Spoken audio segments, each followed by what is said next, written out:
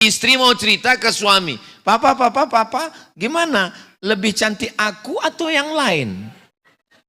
Cantik kamu lah, pasti kau bohong kan? Iya, mereka cantik. Apa? Kau bilang ada yang lebih cantik dari aku? Memang kasihanlah nasib laki-laki ini memang. Waktu kecil dimarahi ibu, sudah besar dimarahi guru. Menikah, nggak usah lagi kita teruskan. Sampai akhirnya ketika dia rindu pertanyaan itu, di saat itu datang WA dari mantan SMA dulu. Kamu masih ingat makanan waktu kita cabut dulu? Wow, gua banget. Sebagai istri kalian mungkin wanita karir, orang kaya, sukses. Kalian adalah perempuan businesswoman. Semuanya atas nama kalian. Tapi bahagiakan dengan obrolan kata-kata. Ayah, aku memang kaya raya, anak semata wayang, kebun bapakku sejauh mata memandang, warisan 7 turunan gak habis-habis. Tapi kau adalah imamku sayang. Besarkan hatinya. Jangan kau panggil dia.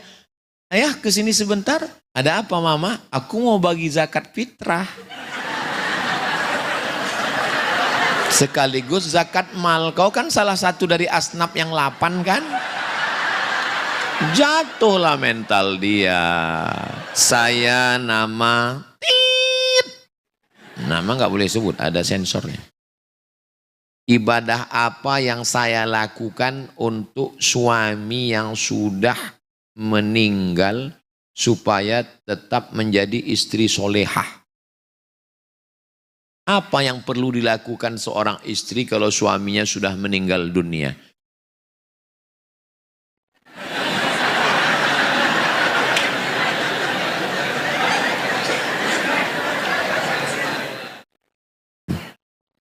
Assalamualaikum warahmatullahi wabarakatuh.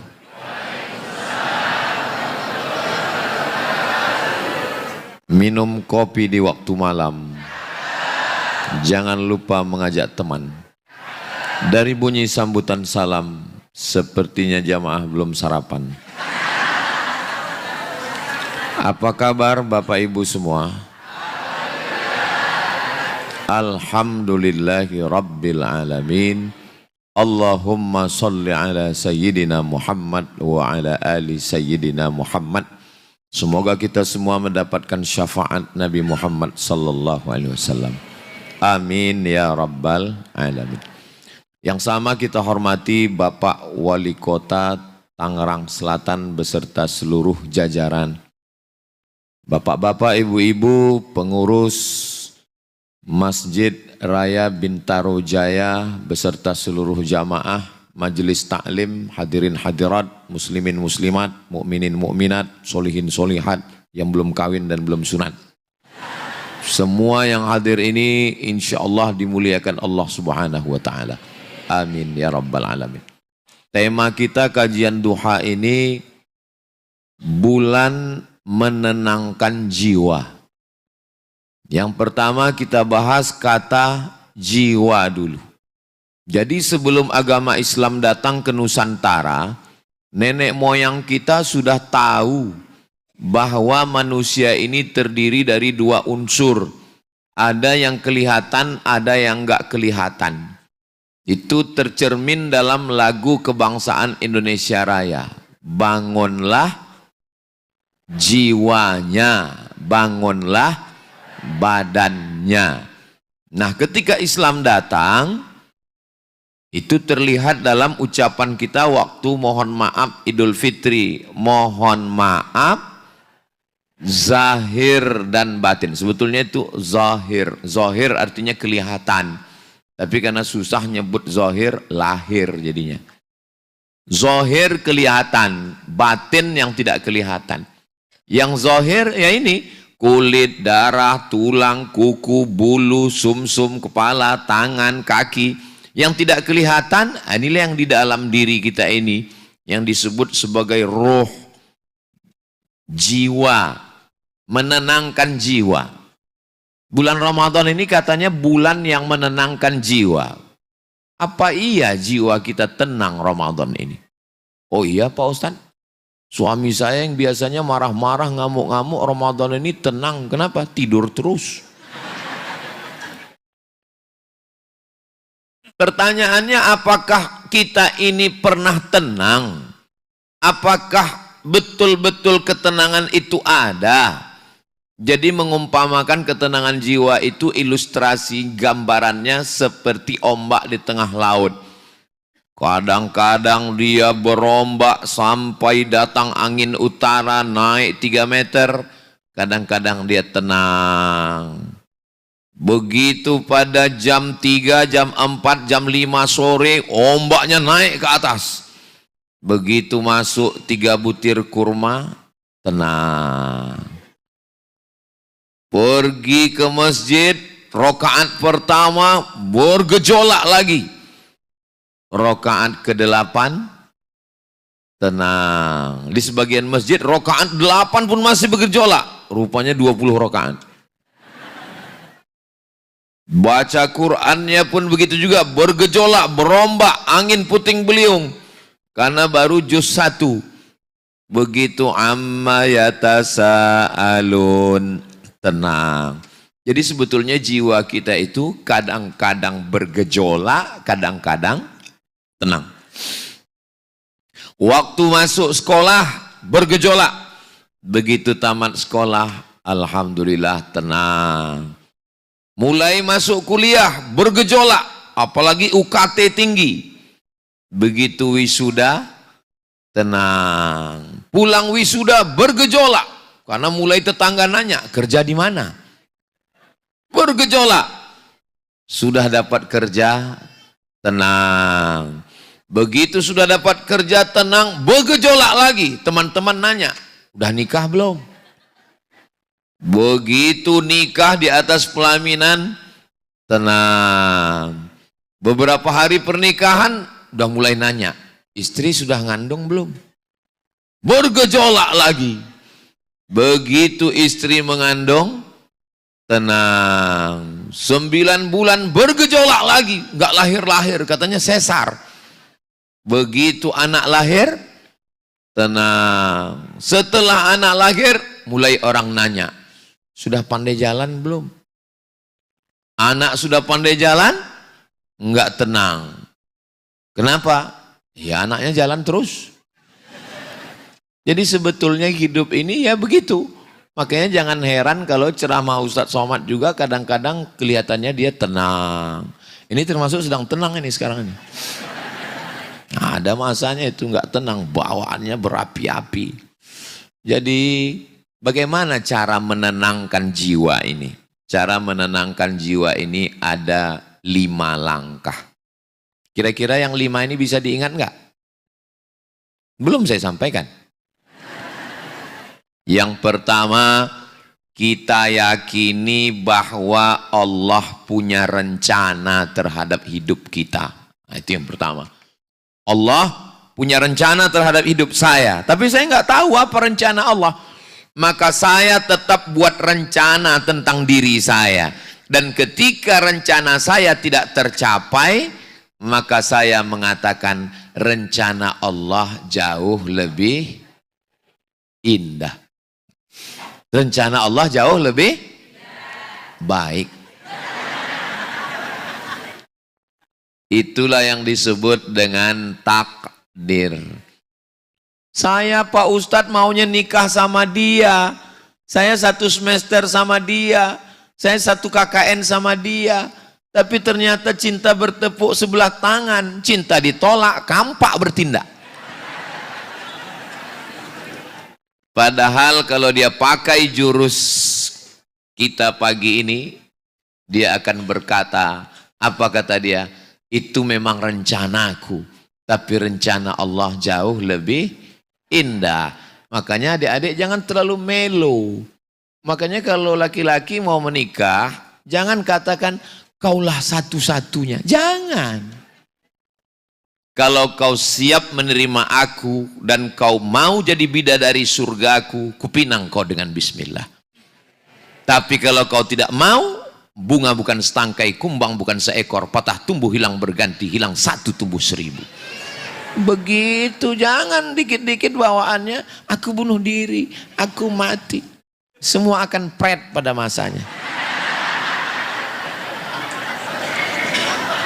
Kalau mau menenangkan jiwa, apakah itu dalam rumah tangga, apakah itu dalam bisnis dan usaha, apakah itu dalam bidang politik dan sosial, kita mengatakan ini rencanaku, tapi rencana Allah jauh lebih indah. Saya dalam kehidupan saya begitu. Saya habis S1 nanti mau ke Universitas Saddam Hussein. Ngobrol sama kawan-kawan waktu lagi haji, kumpul semua. Kau dari mana? Dari India. Gimana S2 di India? Mantap, murah, enak di India. Iya, Prindavan.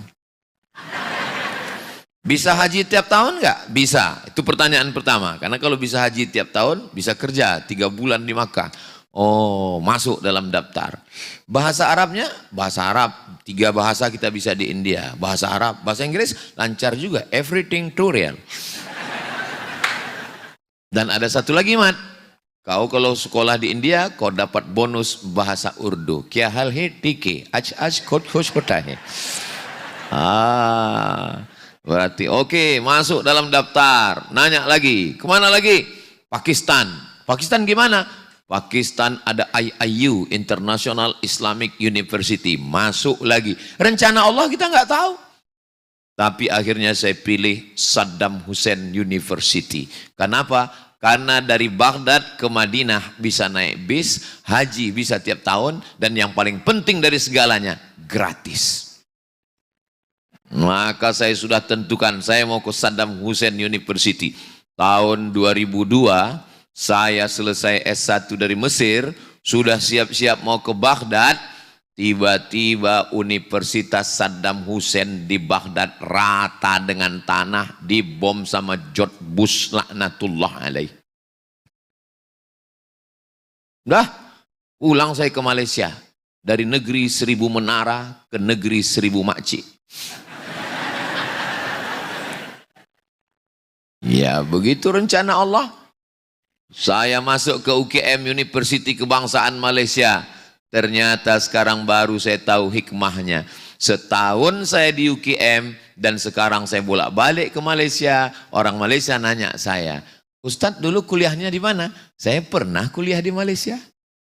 Dan seketika saya ceramah di UKM, profesornya bilang, Ustadz Abdul Somad ini adalah alumni UKM. Saya malu. Saya bilang, Prof, saya enggak alumni, saya cuma 2 semester di sini. Ada aturan baru, 4 hari pun alumni katanya.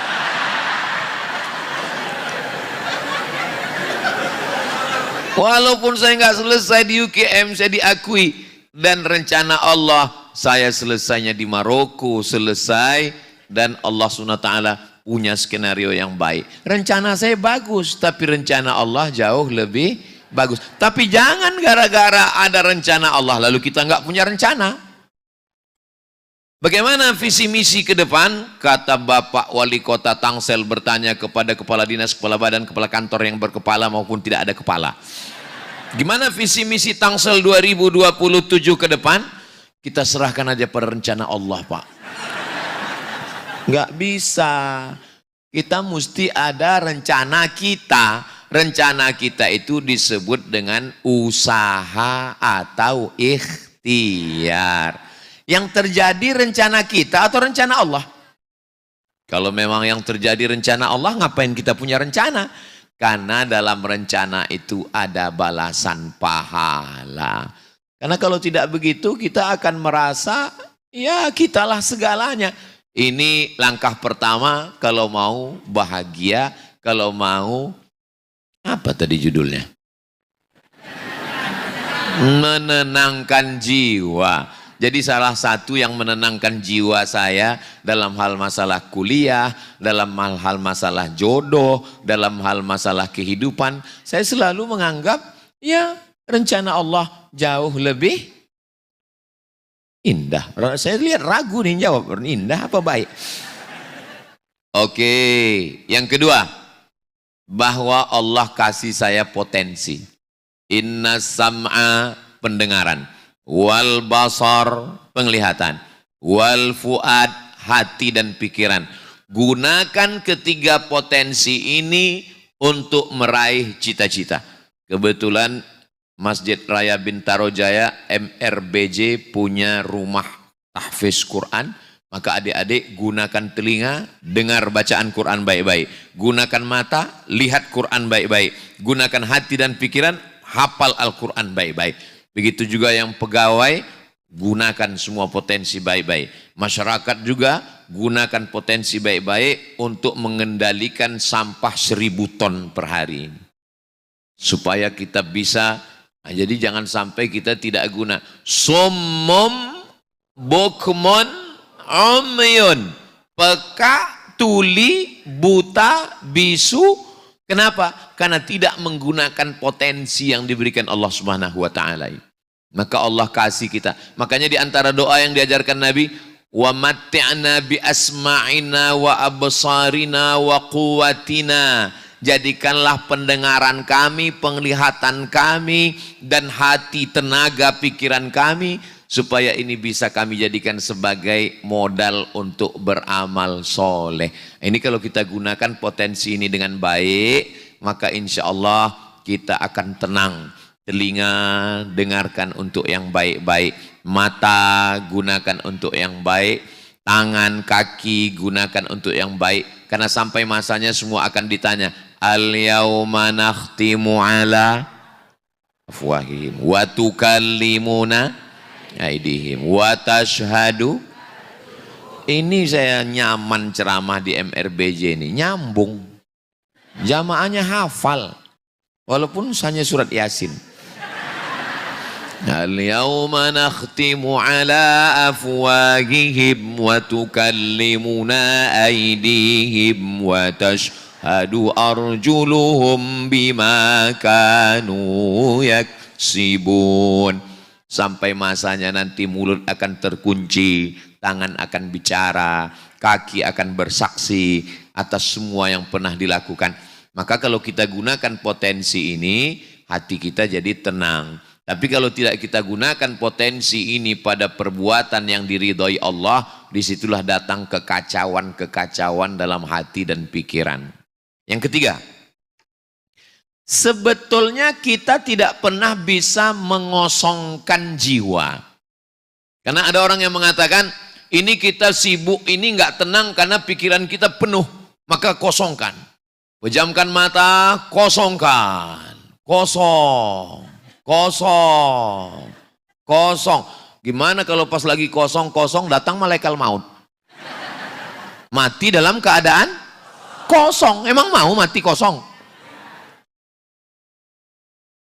Pejamkan mata, dengar suara gemerici air, dengarkan suara kicau burung. Amati nafas keluar masuk, nafas masuk, nafas keluar. Sebetulnya tidak ada yang kosong. Jadi mau meditasi, mau semedi, maupun apanya namanya, hanya mengalihkan konsentrasi. Itu yang saya pahami. Enggak ada kosong, itu enggak bisa. Bapak Ibu, lupakan semuanya. Lupakan tabung gas. Lupakan sumur sampah. Lupakan THR belum cair. Lupakan token habis. Bapak-bapak sekalian, lupakan istri. Lupakan, kata dia. Nggak bisa. Karena bapak sudah janji, aku nggak akan melupakan kamu, ma. Bagaimana kita mau melupakan dia? Baru dipejamkan langsung nampak mukanya mengamuk. Saya lihat ada ketawa yang begitu lepas ini. Dari tawanya ini saya dapat menyimpulkan jamaah MRBJ ini adalah orang-orang yang nggak punya masalah dan hatinya sudah tenang. Ini adalah orang-orang yang nggak punya hutang. Mudah-mudahan yang ada hutang lunas hutangnya. Banyak kali. Jadi langkah yang ketiga adalah Jangan kosongkan karena Islam tidak mengajarkan kosong, tapi mengalihkan konsentrasi. Karena kalau kita fokus pada masalah musibah yang sedang kita alami, Ustadz, saya belum bisa move on, kakak saya meninggal Pak Ustadz. Kenapa saya nggak bawa ke rumah sakit? Kenapa saya nggak bawa jalan-jalan? Kenapa saya nggak belikan dia? Kenapa saya nggak rawat dia? Kenapa saya selalu menyalahkan diri? Tapi kalau dialihkan konsentrasi, makanya kalau ada orang meninggal kita suruh membacakan doa. Bismillahirrahmanirrahim. Qul huwallahu ahadunillahus samad. Lam yalid wa lam yulad wa lam yakul lahu kufuwan ahad. Bismillahirrahmanirrahim. Qul a'udzu birabbil falaq. Bismillahirrahmanirrahim. Qul a'udzu birabbin nas.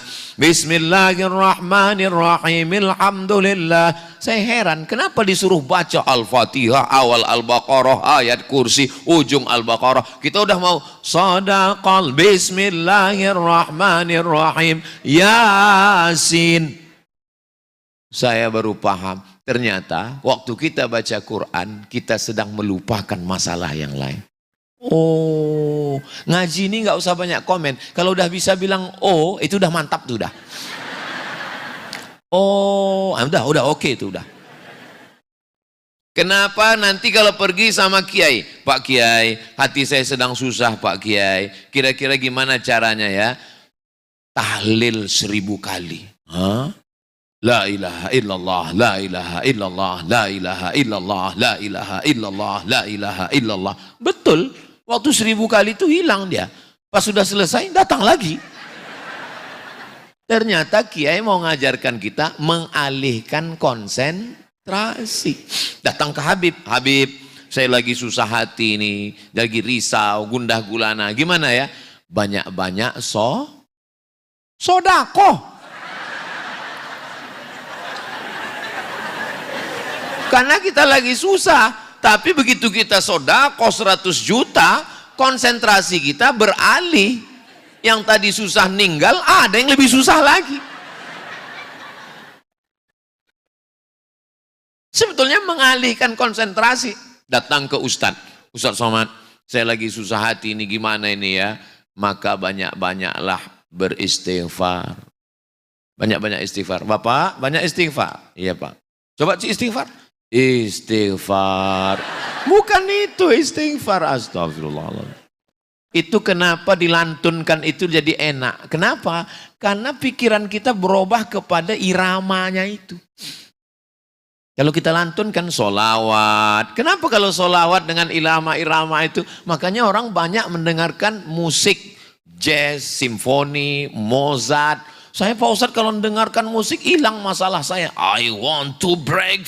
Di masjid nggak boleh. No woman no cry. Kata dia kan, tenang pikiran saya. Pak Ustadz, ya saya banyak yang mau saya tanya sama Ustadz. Kenapa nggak kau tanya waktu di pengajian tadi? Nggak enak Pak Ustadz, banyak orang. Apa yang mau kau tanya? Tapi Ustadz jawab baik ya. Iya saya bilang, saya kalau dengar lagu dangdut itu hati saya tenang. Pak Ustadz. Sebetulnya dia sedang mengalihkan konsentrasi. Lalu kenapa kita nggak nyanyi aja? Sebetulnya ulama-ulama itu nggak ngelarang orang untuk nyanyi. Cara dia alihkan solawatnya jadi nyanyi.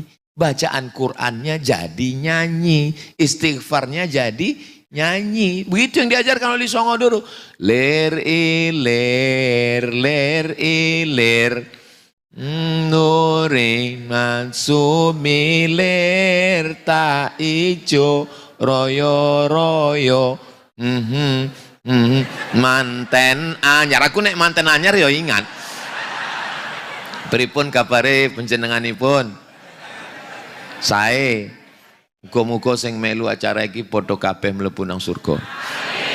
Ada juga orang Jawa. Jadi sebetulnya kita pahami bahwa kenapa dilantunkan kuat-kuat sholawat itu? Salatullah, salamullah. Karena ketika telinga mendengar, dia masuk ke otak, dia masuk ke hati, konsentrasi kita mulai ada seorang jamaah. Nggak bisa tidur sampai jam 2 malam, matanya berkedip-kedip. Nggak bisa tidur. Akhirnya dia pergi ke psikiater. Ngomong ke psikiater, bla bla bla bla bla bla. Psikiater langsung buatkan resep, beli, pergi ke apotik, makan, tidur. Bangun tidur, kumat lagi. Gara-garanya dia beli tanah. Beli tanah, tanam sawit. 3 tahun buah pasir. Sudah mau panen, ternyata tanah sengketa. Makanya jam 2 malam menyesali diri. Kenapa beli tanah? Kenapa tanam sawit? Kenapa enggak jalan-jalan? Kenapa enggak beli mobil? Kenapa enggak kawin lagi? Kenapa enggak ini? Kenapa enggak ini? Jangan terlalu fokus ke situ, Bu. Saya keceplosan aja tadi. Akhirnya enggak bisa tidur malam. Terus akhirnya makan obat, muncul penyakit baru. Kena buah pinggang, ginjalnya kena. Akhirnya anaknya yang lagi kuliah ngomong, papa, ayah, ya itu ada ustadz baru pulang dari Maroko, mantap ustadznya. Ustadz Somad maksudnya. Ayolah ngaji, dia selalu ngaji di kampus kami, setiap Sabtu subuh dia ngajar hadis. Akhirnya bapak ini dengarlah pengajian. Alhamdulillah Pak Ustadz, saya yang kena insomnia, yang selama ini nggak bisa tidur, begitu dengar pengajian Ustadz 10 menit, langsung tertidur.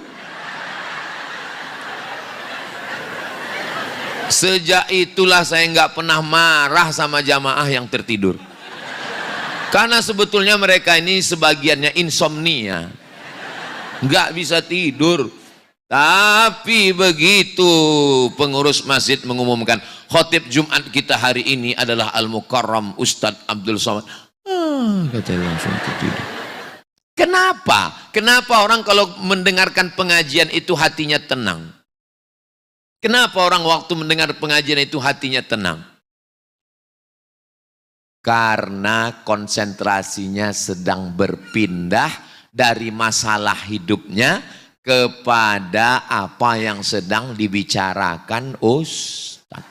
Ustadznya sedang cerita tentang Palestina. Saudara kita yang ada di Palestina sedang dibombardir oleh Benyamin Netanyahu. Saat itu konsen dia sedang berada di Palestina. Dia sedang berada di Iran yang sedang dihancurkan oleh Donald Bebe. Beralih pikiran dia.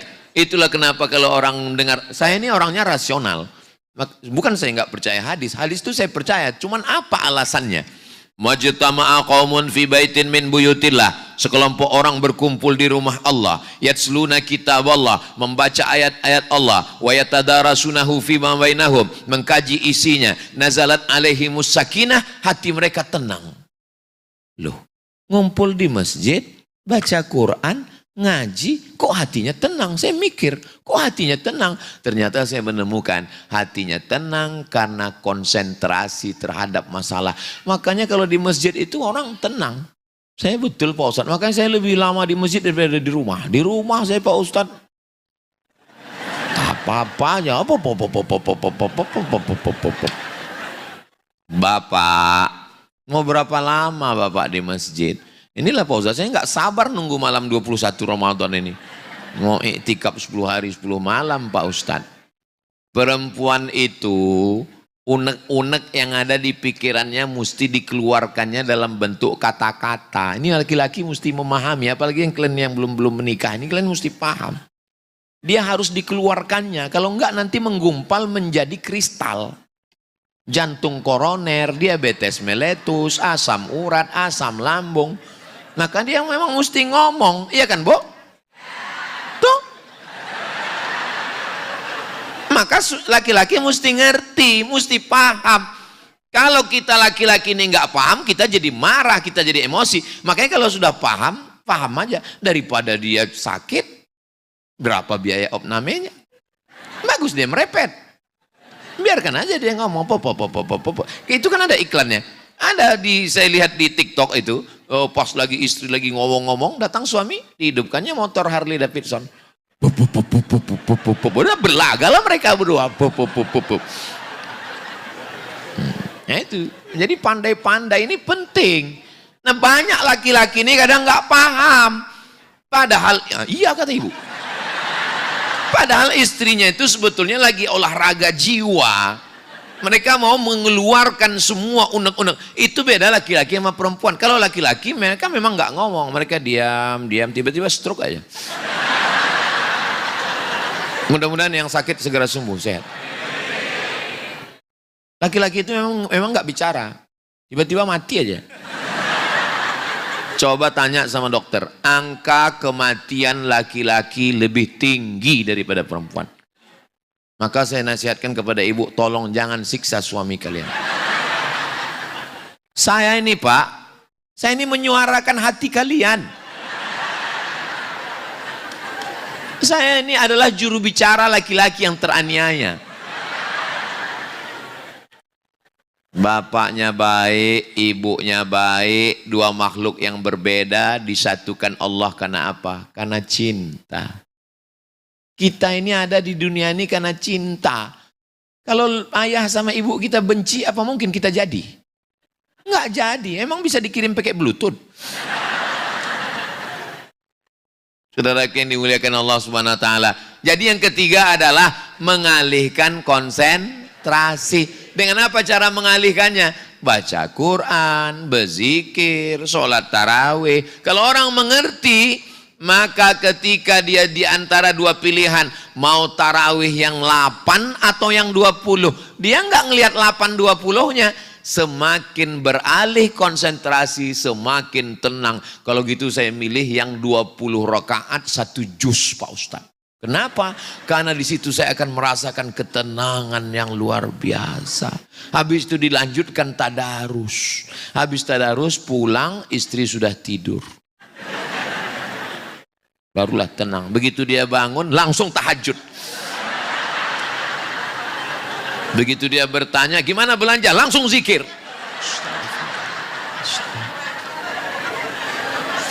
Udah selesai makan sahur, sholat lagi, berangkat ke masjid berjamaah, sholat sunat isyraq. Habis sholat sunat isyraq, berzikir, pulang lagi dia tanya, gimana Pak persiapan kita Idul Fitri? Doa dulu.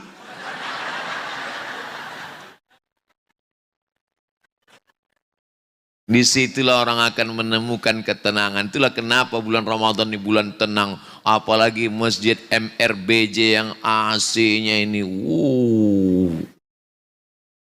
Ini tanda AC-nya hidup karena pitanya bergoyang. Semakin besar masjidnya, semakin lembut karpetnya, semakin dingin AC-nya, semakin tenang jamaahnya.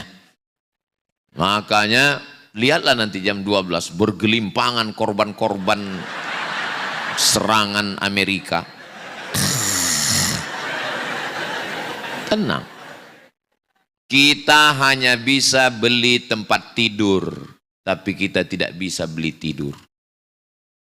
Makanya yang mau tidur, tidurlah. Itu tanda hati sudah tenang. Yang keempat, apa yang bisa menenangkan jiwa itu? Yang menenangkan jiwa itu adalah ketika kita tidak sendirian. Gak bisa sendirian. Kita mesti, makanya kalau ada orang datang ke saya, Ustadz Somad, saya mau cerita nih Ustadz. Sebetulnya dia tahu saya nggak ada solusi. Dia tahu saya nggak ada solusinya. Lalu kenapa? Sebetulnya dia hanya mau cerita. Dia mau cerita ke kawannya, dia nggak yakin. Karena kawannya ini nggak amanah. Dia cerita mau ke istrinya, istrinya duluan cerita. Maka tempat yang paling menenangkan Ustadz Somad. Akhirnya mereka dicerita ke Somad. Begini Pak Ustadz. Dan saya ya tahu. Saya tahu posisi diri saya, ya udah saya jadi pendengar yang baik. Iya, terus? Iya, terus? Oh, iya, terus? Gitu. Jadi saya nggak perlu macam banyak. Dan mereka setelah cerita itu fresh. Habis itu dia pulang. Saya yang suntuk. Datang satu lagi. Hari Rabu saya nerima tamu-tamu. Subuh Riyadus Shalihin, sarapan, habis itu nerima jam 7, jam 8, jam 9, jam 10, jam 11, sampai zuhur. Datang satu lagi. Ini begini Pak Ustadz. Nah, apa kata dia? Begini Pak Ustadz. Apa kata kau? Begini Pak Ustadz, apa kata dia? Begini Pak Ustadz, apa kata kau? Gitu. Udah selesai, pulang dia. Karena sebetulnya dia mau cerita. Karena sekarang tidak ada lagi teman sempat cerita. Zaman dulu orang nongkrong kongko-kongko di warung kopi, dia mau bercerita. Sekarang anak nggak bisa lagi cerita sama orang tua. Anak datang menunjukkan nilainya. Papa, nilai adik tinggi loh. Bapaknya sibuk main game online. Istri mau cerita ke suami. Papa, gimana? Lebih cantik aku atau yang lain? Cantik kamu lah. Pasti kau bohong kan? Iya. Mereka cantik. Apa? Kau bilang ada yang lebih cantik dari aku? Memang kasihanlah nasib laki-laki ini memang. Waktu kecil dimarahi ibu. Sudah besar dimarahi guru. Menikah, nggak usah lagi kita teruskan. Saudara yang dimuliakan Allah SWT, 90% isi pertemanan, pergaulan, persahabatan, jamaah, pernikahan, isinya itu ngobrol. Ngobrol cerita. Makanya kalau suami istri udah nggak ngobrol lagi, berarti itu terjadi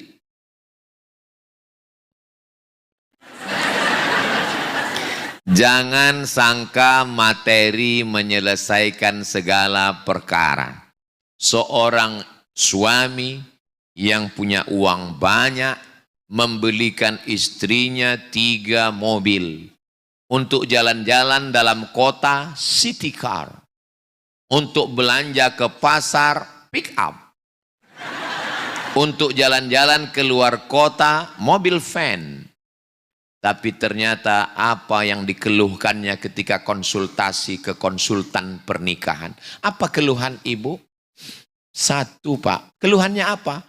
Dia nggak pernah nanya kamu mau makan apa sayang.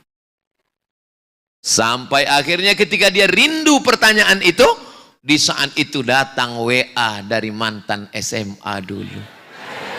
Kamu masih ingat makanan waktu kita cabut dulu? Wow, gua banget. Makanya suami mesti rajin ngobrol berkata-kata. Sebagai istri kalian mungkin wanita karir, orang kaya, sukses. Kalian adalah perempuan businesswoman. Semuanya atas nama kalian. Tapi bahagiakan dengan obrolan kata-kata. Ayah, aku memang kaya raya, anak semata wayang, kebun bapakku sejauh mata memandang, warisan 7 turunan gak habis-habis. Tapi kau adalah imamku sayang. Besarkan hatinya. Jangan kau panggil dia. Ayah kesini sebentar. Ada apa mama? Aku mau bagi zakat fitrah. Sekaligus zakat mal. Kau kan salah satu dari asnaf yang 8 kan? Jatuhlah mental dia. Bahagiakanlah dia. Dan laki-laki juga jangan miskin kata untuk memuji. Masya Allah, ini baju mama untuk hari raya. Iya, wow, amazing. Bahagian dia. Papa sampai pangling tadi. Papa tadi dari jauh waktu dari masjid heran. Kok ada artis datang? Ternyata kamu ya. Ngobrol. Ini kadang-kadang suami ini nggak mau mengungkapkan isi hatinya. Saya sebetulnya Pak Ustadz ada di dalam. Cuman untuk mengucapkannya ini berat sekali Pak Ustadz. Sama macam saya paling nggak bisa ngomong-ngomong gitu. Saya ini nggak bisa, tapi saya paksa-paksakan juga. Kadang saya kirim pakai WA. Kadang saya cari meme-meme yang memuji-muji. Paling supaya apa? Supaya hidup ini ada ngobrolnya, cerita sama orang, berteman, berkawan, bersahabat. Karena nggak ada lagi di dunia ini orang yang mau mendengarkan. Mau ke istri nggak bisa, mau ke kawan nggak bisa, mau ke teman nggak bisa, dan celakanya nggak ngaji sehingga nggak punya ustadz. Akhirnya ngobrolnya kemana? Ke Facebook. Dan Facebook yang paling ramah. Apa yang Anda pikirkan hari ini? Ceritalah sama Facebook. Facebook itu adalah orang yang mendengarkan semua obrolan kita dan sangat care dengan kita. Kita udah lupa, dia masih ingat. Ini curhatan kamu setahun yang lalu. Tapi ingat, dia bukan manusia. Dia nggak punya hati dan rasa. Maka berubahlah bercerita kepada manusia. Itulah pentingnya kita punya kawan, punya sahabat. Kalau punya kawan yang mengingatkan kita, menenangkan hati kita, menyabarkan kita. Kawan yang model begini jangan dikubur sebelum mati. Pegang dia. Saudaraku yang dimuliakan Allah Subhanahu wa taala. Saya Pak Ustadz pas lagi galau-galaunya, lagi susahnya, pulang dari sholat, tiba-tiba helm hilang Pak Ustadz. Tapi begitu saya ngobrol sama kawan, bro, ya helmku hilang. Apa? Helmku hilang? Iya. Si Anu kemarin bininya hilang. Langsung sabar saya Pak Ustadz. Tapi ada kawan ini kadang hanya menaikkan emosi kita. Bro, kawan helmku hilang. Apa helmku hilang? Iya, lama-lama kepala kau hilang. Teman yang kira-kira membuat kita susah hati, nggak usah terlalu didekati. Cukup say hello aja. Assalamualaikum, apa kabar? Langsung pergi. Karena kalau terlalu lama dengan dia, nanti dia minjam duit. Langsung, apa kabar bro? Gini, begitu udah nampak agak-agak ada gelagatnya ke sana. Aku ke sana dulu ya, sebentar. Ini, tapi untuk memutus sama sekali jangan. Karena kita ini makhluk sosial. Cobalah berdiri di tepi dinding dan lihatlah ada semut yang berjalan. Karena ada lagunya itu, malu aku malu. Pada semut merah, itu semut merah. Semut hitam ada juga. Semut hitam. Wow. God bless. Yang tahu berarti udah tua. Anak-anak sekarang mana ada tahu lagu dia begitu.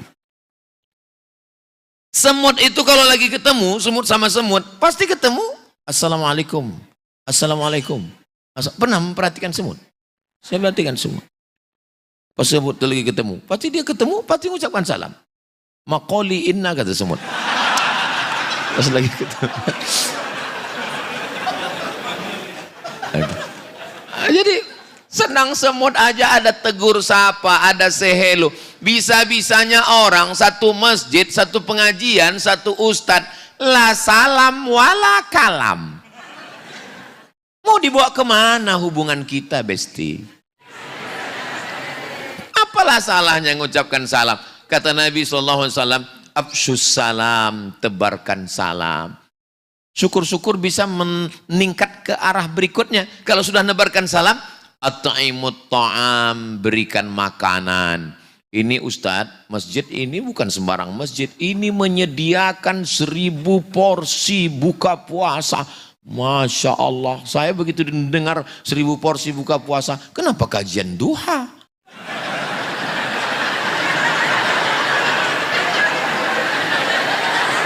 Itulah akan datang saya kalau mau ke masjid itu saya mesti telusuri dulu. Lalu saya kirim dulu agen-agen Mossad untuk apa yang terjadi di masjid ini. Kalau kira-kira ada 1000 porsi kita buat di sana acara buka puasa. Kalau nggak ada kita pilih duha. Karena berbuka pun di situ nggak ada juga makanannya kan. Jadi ngobrol penting. Yang terakhir yang kelima, untuk menenangkan jiwa itu ngadu sama Allah dalam munajat dan doa. Kira-kira sebelum kita berdoa Allah sudah tahu belum? Sudah. Kalau kita omongin nggak kita omongin hanya dalam hati, Allah tahu nggak? Tahu. Lalu kalau Allah tahu ngapain kita ngomong? Untuk menenangkan kita. Kita ngomong itu bukan untuk Allah, untuk menenangkan kita. Tapi jangan gara-gara ini nanti habis sholat zuhur nggak berdoa. Habis sholat zuhur kau nggak berdoa, Allah udah tahu. Bukan. Berdoa itu sebenarnya untuk menenangkan kita. Karena kalau nggak kita lampiaskan, nggak kita keluarkan, dia menggumpal di dalam. Itulah maka orang mengadu. Ya Allah, kalau memang dia bukan jodohku, jadikan dia jodohku. Kalau dia sudah ada jodohnya, matikan jodohnya. Itulah kenapa orang mengadu sama Allah itu. Kenapa? Sedangkan nabi-nabi aja mengadu. Apa kata Nabi yang kena penyakit itu, Nabi apa? Saya ingat, mau ngetes saja, ini jamaah masih sadar apa enggak? Rabbi anni massaniyad durru wa anta arhamur rahimin. Ya Allah, aku kena penyakit, ya Allah. Engkau maha penyayang di antara yang tersayang. Nabi yang dimakan ikan? Nabi Yunus. Apa kata Nabi Yunus di dalam? La ilaha illa anta subhanaka inni kuntu minaz zalimin. Nabi yang dibakar? Hasbunallahu wa ni'mal wakil, ni'mal maula wa ni'man nasir, wa la hawla wa la quwata illa billahil aliyyil azim. Nabi yang ingin punya anak?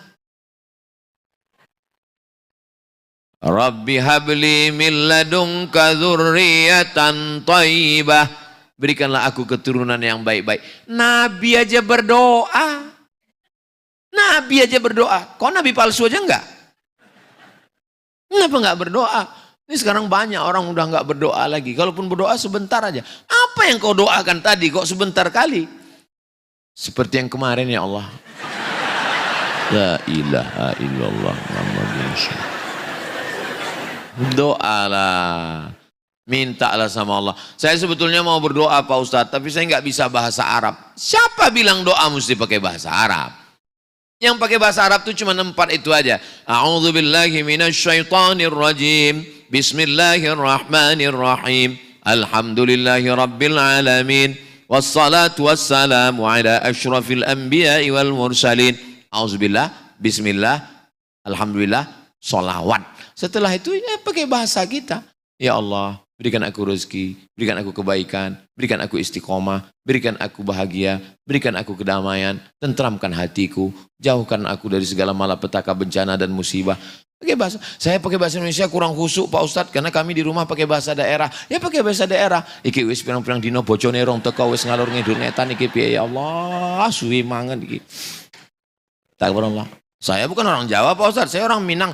Iko banyak banan kemintaan nang patamu alam balaki nang kadua alam babin nang kampek baca rai pulau minta ya Allah. Takbir Allah. Bapak Ibu yang dimuliakan Allah Subhanahu wa taala, berdoa ini jangan terlalu detail. Jangan pula terlalu umum. Ini ada orang terlalu detail. Ini mau jual tanah ya Allah di Tangerang Selatan 25 meter kali 35, sebelah kanan dekat dari MRBJ, harga masih nego. Apa yang kau minta kan? Jangan pula terlalu umum. Sebenarnya banyak yang mau kumintakan kepadamu, tapi ku yakin kau tahu yang ku mau. Bolehkah menyebut nama dalam doa? Boleh. Nabi pernah menyebut nama dalam doa. Allahumma a'izzal islama bi umarain. Ya Allah, kuatkan Islam ini dengan 2 Umar. Karena Nabi suka dengan 2 Umar. Umar yang pertama, Umar bin Hisham. Umar yang kedua, Umar bin Khattab. Umar bin Khattab masuk Islam. Umar bin Hisham itu adalah Abu Jahal. Bagaimana kita menyebut nama orang? Tapi kalau kebetulan adik-adik anak muda mau jatuh cinta, jangan sebut nama orangnya. Takutnya yang di sebelah namanya sama. Apalagi sholat di MRBJ, ya Allah, aku jatuh cinta kepadanya. Datang kata bapak sebelah, anakku itu kata dia. Saudaraku yang dimuliakan Allah SWT. Insya Allah kalau yang 5 langkah ini kita lakukan, Allah akan menurunkan ketenangan ke dalam hati kita insya Allah. Amin ya Rabbal Alamin. Tadi saya mulai jam 9:12. Sekarang sudah jam 9:59. Jadi kita ada waktu 12 menit lagi untuk menjawab beberapa pertanyaan ini. Jangan kemana-mana, kita lanjutkan setelah yang satu ini. Apakah boleh kita sholat taraweh 4 rakaat 1 salam? Menurut mazhab Syafi'i. Menurut mazhab Syafi'i, sholat 4 rakaat 1 salam sholatnya batal. Jangan dipotong videonya. Menurut mazhab Maliki tetap sah tapi makruh karena terlalu panjang. Jadi kalau mengikut 4 mazhab itu ada yang mengatakan sah. Jadi itulah yang dipakai oleh beberapa masjid, beberapa ormas, dia pakai 4 rakaat 1 salam. Di Turki, mazhab Hanafi, itu mereka juga 4 rakaat 1 salam dengan tidak ada tasyahud supaya tidak sama dengan Isya.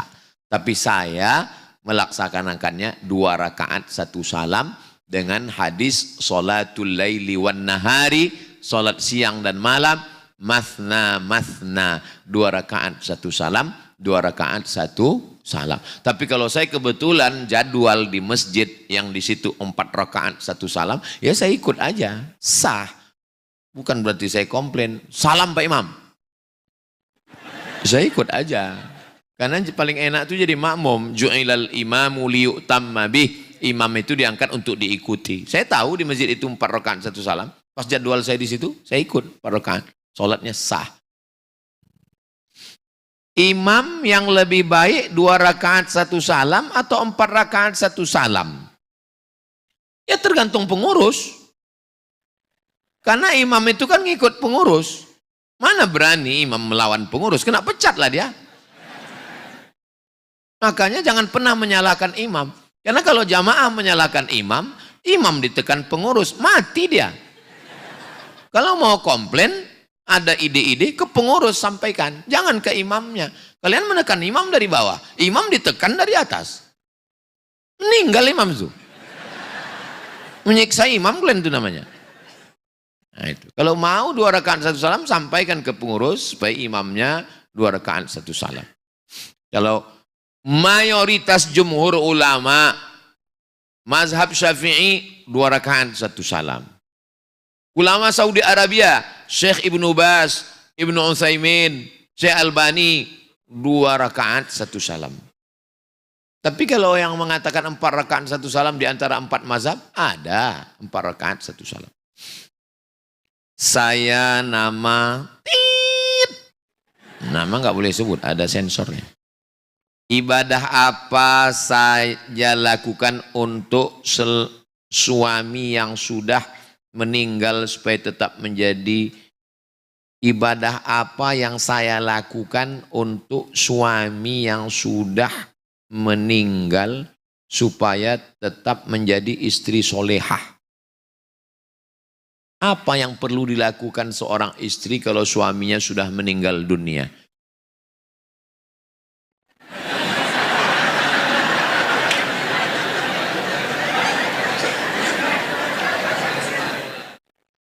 Nabi masuk ke dalam surga.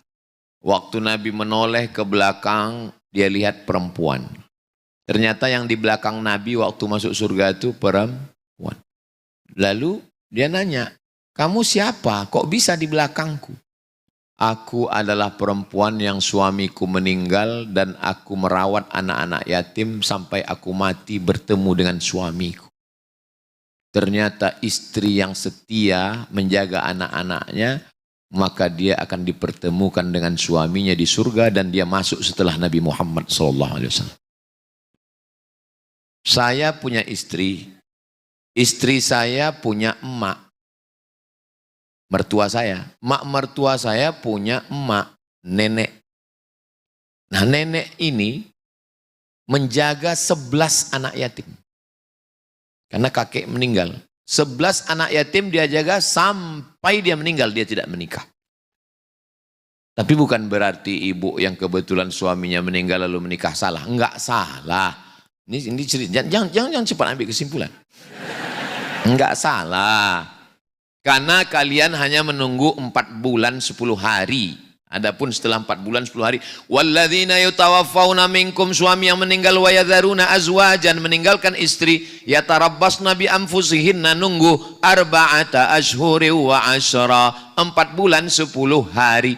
Jadi kebetulan suami meninggal Februari, Maret, April, Mei, Juni, 10 Juli, Yang lain sudah bisa maju. Kau mau minang dia? Iya, kenapa? Karena aku suka lagu. Apa judulnya? Kutunggu Jandamu. Tapi anaknya 4. Lah aku suka juga lagunya apa? Beranak Ampek dan Nanti Juo. Nah, jadi kalau mau menikah baik, nggak salah.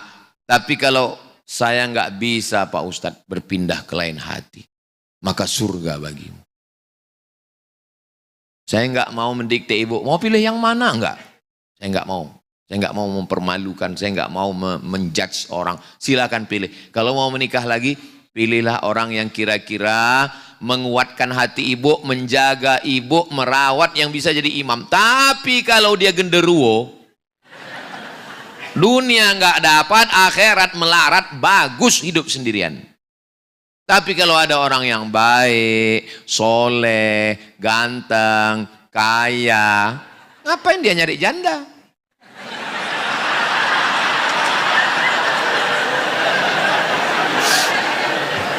Tapi yang namanya jodoh bisa aja. Kalau ada yang model begitu, jangan terhalang untuk menikah. Enggak dilarang oleh agama. Jelas? Nah, sementara belum ada imam, maka jaga diri. La takhda'na bil qaul. Jangan ngomong mendayu-dayu, suara lemah gemulai, mendesah-desah. Mana tahu ada orang salah sambung. Assalamualaikum. Waalaikumsalam. Jangan. Waalaikumsalam. Kenapa? Karena tidak semua laki-laki siap mendengar suara yang semriwing itu. Saya heran, saya sampai sekarang heran. Kenapalah suara perempuan di pesawat, di airport itu selalu dibuat ladies and gentlemen. Kenapalah mesti? Nggak bisa rupanya kalian bersuara ladies and gentlemen. Kepala bekudis tempel semen. Kenapa mesti mendesah-desah kalian di situ? Membuat orang error aja. La takhada'na bil qaul. Jangan kau bersuara mendayu-dayu, mendesah-desah. Kenapa nggak boleh? Yatma'allazi fi qalbihi marad. Ada laki-laki yang nggak tahan mendengar suara perempuan mendayu, mendesah, lemah gemulai, dia langsung error. Yang kedua, la yakhluwanna rajulun ma'amra'atin illa ma'azi mahramin. Jangan berdua-duaan dengan laki-laki yang nggak mahram. Satu ruangan kerja, makan siang bersama, jalan ke sana, minta antar pulang. Ingat, no free lunch. Tidak ada makan siang yang gratis. Waspadalah. Kejahatan terjadi bukan hanya karena ada niat dari pelakunya, tapi karena ada kesempatan. Kalau ada yang mulai ganggu-ganggu karena tahu suami sudah meninggal di WA, kamu cantik deh. Dia bukan abangmu, dia bukan adikmu, dia bukan pakcikmu, dia bukan ayahmu, dan dia mengirim itu ke WA-mu, yakinlah dia makhluk air yang sudah naik ke darat.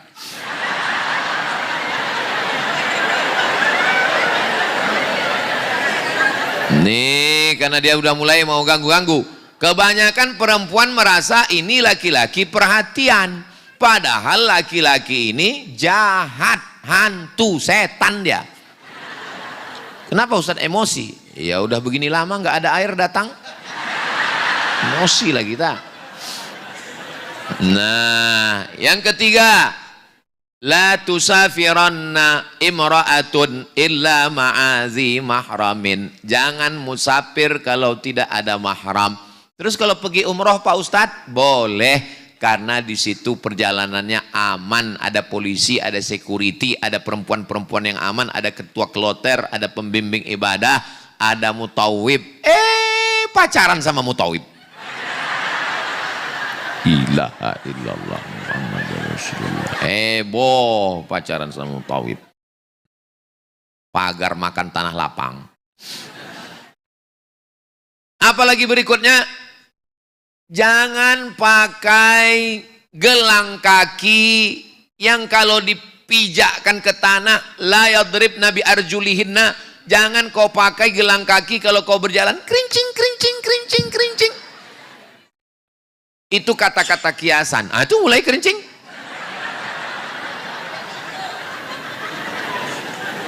Apa maksudnya memakai gelang kaki kerincing kerincing? Maksudnya mencari, mencuri perhatian. pakai jilbab biasa aja, pakai baju biasa aja, pakai biasa aja. Jangan yang mencari perhatian, pakai sepatu tumitnya 15 cm. Kecil sebesar ini. Dia yang lewat, kita yang cemas. Ay, gitu. Setiap dia bilang, ay, gitu. Pakai jilbab, pakai punuk onta di atas. Punuk onta, kalau dia berjalan macam punuk onta begini ya. Kalau hanya sekedar rambutnya panjang diikat pakai karet, nggak apa-apa. Itu karet bekas gula sama minyak diikatkannya ke sini. Nggak apa-apa. Karena kalau nggak diikatkannya pas dibuka menggerabang. Nah, maka nggak apa-apa. Yang kelima, la tabarrajana tabarrujal jahiliyatil ula. Jangan bersolek-solek jahiliyah. Tapi muka saya pucat Pak Ustadz. Kalau saya pakai bedak warna kulit, mengembalikan ke bentuk asal boleh. Karena asalnya memang hitam-hitam setampuk manggis walaupun hitam kupandang manis. Boleh. Tapi kalau merubah itu yang nggak boleh. Karena kalau dia nggak pakai bedak warna kulit, mukanya pucat. Bukan putih, pucat. Ketemu di bawah dekat toilet. Allahu la ilaha illa huwal hayyul qayyum kata jamaah. Bisa jamaah. Boleh. Janganlah mengada-ngada. Ini kadang perempuan ini, ku kasih tahu sama kalian ya anak muda. Jangankan sama kalian, Tuhan pun dia nggak percaya.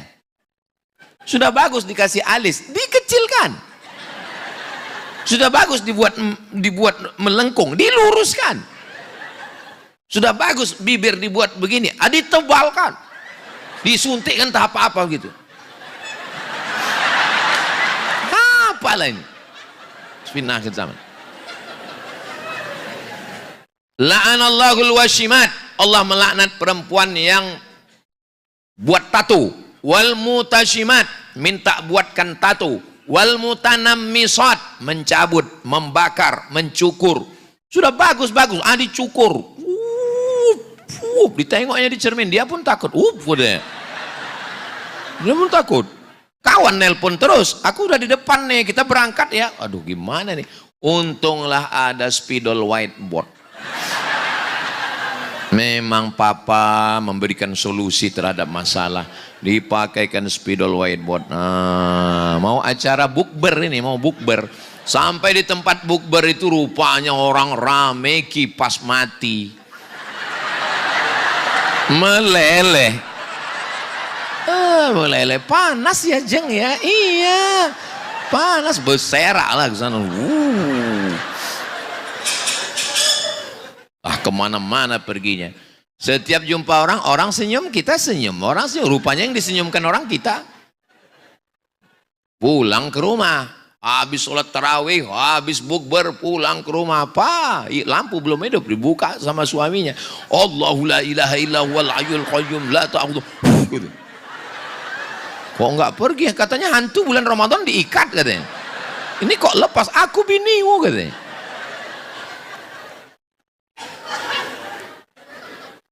Memang kalau lapar ini bawaannya mau ketawa aja memang. Bagaimana hukum mencari rezeki dengan cara menyingkirkan teman kerja? Ini kalau saya lihat ini bukan bertanya, ini mau menyindir ini.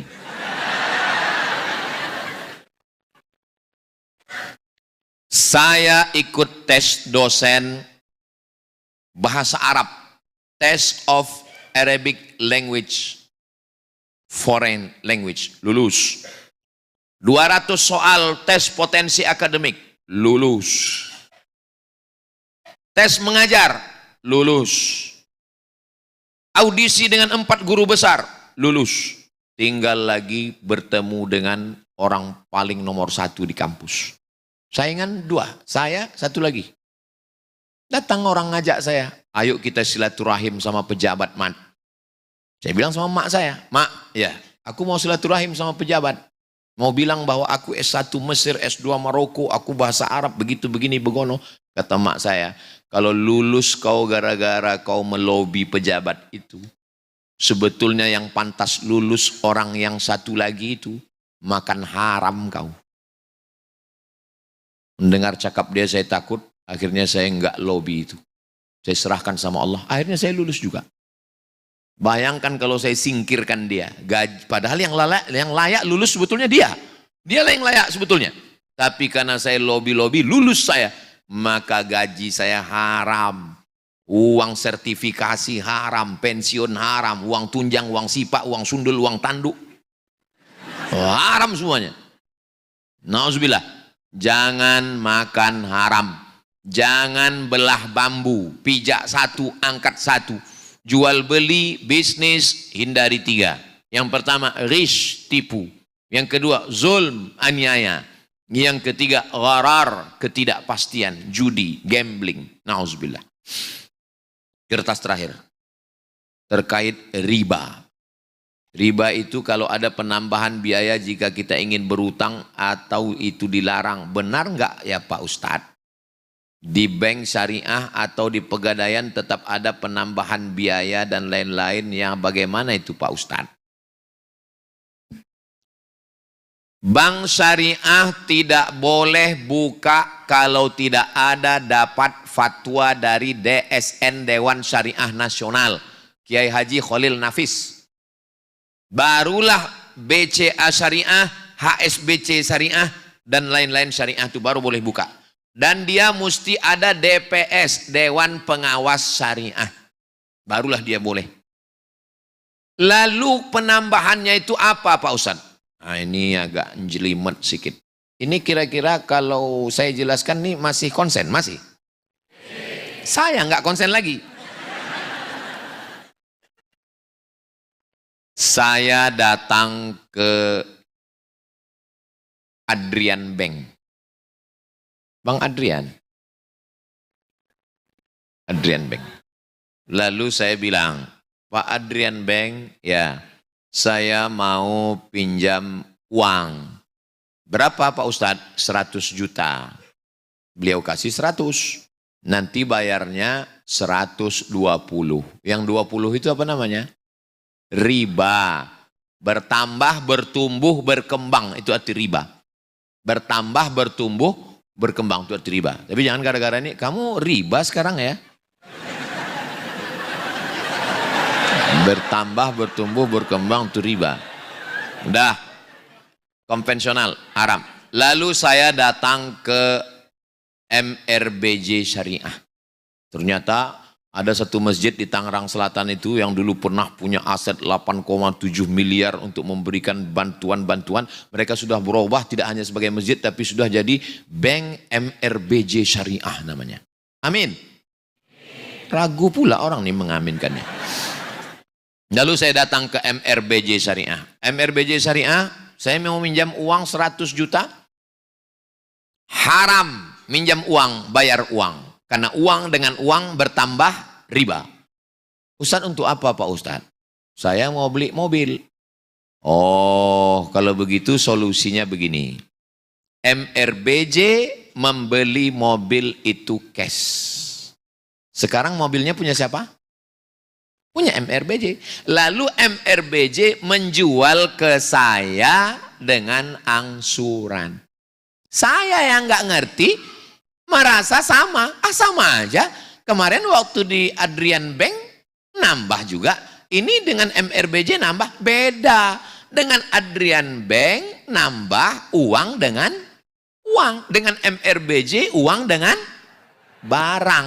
Maka uang dengan uang riba. Uang dengan barang tidak riba. Jelas?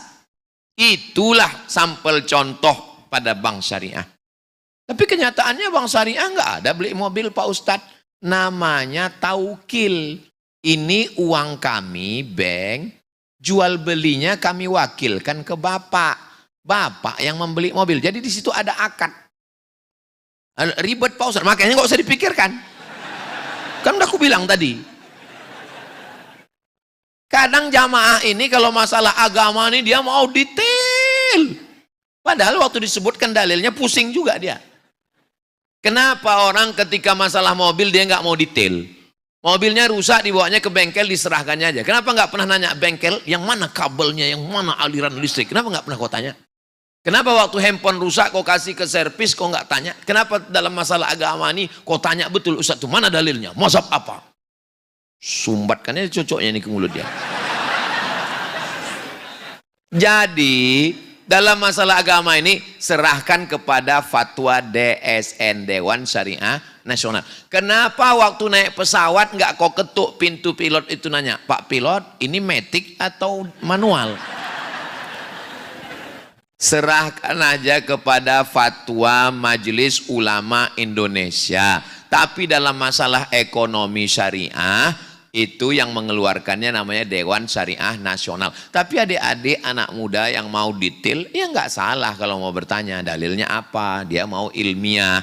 Tapi bagi yang nggak mau, terima saja fatwanya, maka Bank Syariah Nasional yang ada di Indonesia, BSI, Muamalah, itu semua sudah sesuai dengan ketentuan syariah. Jangan dengarkan orang-orang yang mengatakan, bank syariah ternyata tidak syariah.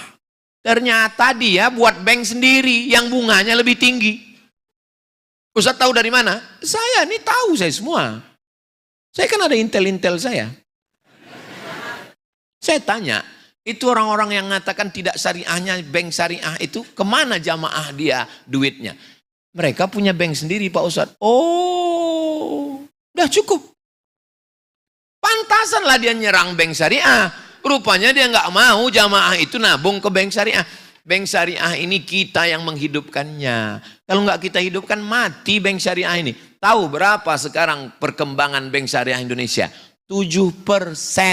Padahal kita kan mayoritas. Makanya saya kalau diundang ceramah di bank-bank konvensional tuh saya gas aja.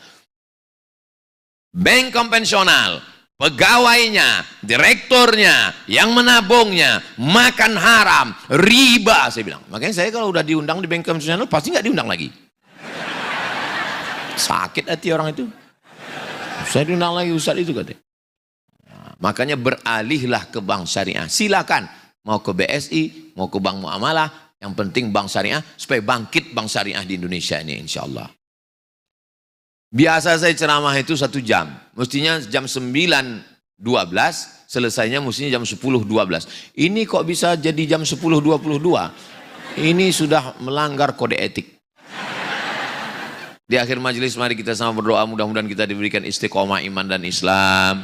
Mudah-mudahan hati kita selalu tenang. Apa yang saya sampaikan tadi mudah-mudahan saya dulu yang mengamalkannya dan diamalkan oleh jamaah. Ala hazihin niyah al-Fatihah. A'udzubillahi minasyaitonirrajim. Bismillahirrahmanirrahim. Alhamdulillahirabbil alamin arrahmanir rahim maliki yaumiddin. Iyyaka na'budu wa iyyaka nasta'in. Ihdinas siratal mustaqim siratal ladzina an'amta 'alaihim ghairil maghdubi 'alaihim waladdallin. Amin. Allahumma shalli ala sayidina Muhammad wa ala ali sayidina Muhammad. Ya muqallibal qulub, engkau yang membolak-balikkan hati, sabit qulubana, kokohkan hati kami ala dinik dalam agamamu, ala ta'atik dalam ketaatan kepadamu. Allahumma a'inna, tolong kami ala zikrika, supaya hati kami selalu berzikir mengingatmu, wa syukrika, selalu bersyukur kepadamu, wa husni ibadatik, selalu beribadah dengan ibadah yang baik. Allahumma anzilis sakinata fi qulubina, masukkanlah ketenangan ke dalam hati kami, sehingga kami menjadi orang yang tenang, keluarga kami menjadi keluarga yang sakinah, mawaddah, warahmah. Rabbana fir lana dzunubana, ampunkan dosa kami, wali abaina, ayah kami, wali ummahatina, ibu kami, wali azwajina, pasangan hidup kami, wali man hadarana, semua yang hadir di majlis ilmu ini ya Allah. Allahumma anta rabbul mustad'afin, engkaulah Tuhan yang melindungi orang-orang yang lemah. Allah mansuril mujahidin, tolong saudara kami yang sedang teraniaya di seluruh penjuru bumi ini ya Allah. Wahdzulil kafarata wal musyrikin wa dammir a'da'aka a'da'ad-din, hancurkan Israel, hancurkan Amerika, hancurkan musuh-musuh kami semuanya ya Allah. Hasbunallah wa ni'mal wakil, ni'mal maula wa ni'man nasir, wa la haula wa la quwata illa billahil aliyil azim. Rabbana taqabbal minna, terima amal kami, wa tub alaina, terima taubat kami, wa tammim taqsirana, sempurnakan segala kekurangan kami. Kama jama'atana fi hadzal syahril mubarak, sebagaimana engkau kumpulkan kami di bulan yang penuh keberkahan, fajma'na ma'al habibil mustafa fi jannatikal ula, kumpulkan kami nanti di surga bersama Nabi Muhammad sallallahu alaihi wasallam. Rabbana atina fid dunya hasanah wa fil akhirati hasanah wa qina adzabannar. Wa sallallahu ala sayyidina Muhammad wa ala alihi wa sahbihi wa sallam, walhamdulillahi rabbil alamin. Taqabbalallahu minkum minna wa minkum taqabbal ya karim. Terima kasih segala perhatian. Maukah Bapak Ibu memaafkan silap salah saya selama menyampaikan tausiah ini? Akhirnya saya tutup dengan pantun penutup. Menangkap puyuh di Bukit Selasih. Thank you dan terima kasih. Wassalamualaikum warahmatullahi wabarakatuh. Waalaikumsalam warahmatullahi wabarakatuh.